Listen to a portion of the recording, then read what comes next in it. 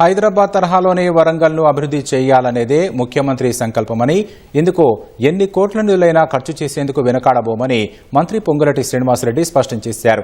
హనుమకొండలో జిల్లా అభివృద్ధిపై మంత్రి సమీక్ష నిర్వహించారు. మంత్రి సీతక్కతో పాటు సీఎం సలహాదారు వేం నరేందర్ రెడ్డి, ఎంపీ కడియం కావ్య, జిల్లాకు చెందిన ఎమ్మెల్యేలు, అధికారులు పాల్గొన్నారు. వరంగల్ విమానాశ్రయం భూసేకరణ పూర్తయిందని, 4,000 కోట్లతో చేపట్టే భూగర్భ డ్రైనేజీ తొలిదశ పనులకు వారంలోపే టెండర్లు చేపడతామని తెలిపారు. త్వరలోనే సూపర్ స్పెషాలిటీ ఆసుపత్రి నిర్మాణం పూర్తవుతుందని చెప్పారు. మేడారం సమ్మక్క సారలమ్మ ఆలయ అభివృద్ధి పనులను సీఎం రేవంత్ రెడ్డి ఈ నెల 19న ప్రారంభిస్తారని పొంగులేటి వెల్లడించారు.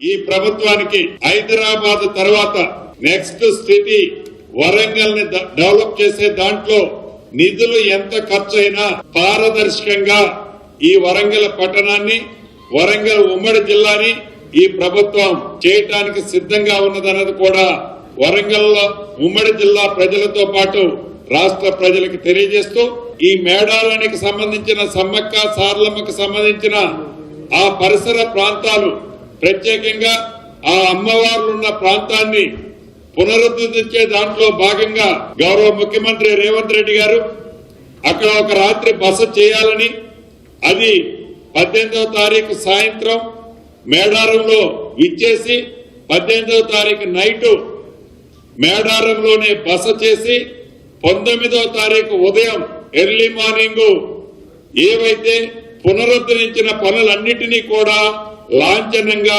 ప్రారంభించుకోవడం జరుగుతుందని చెప్పటానికి సంతోషిస్తున్నాను.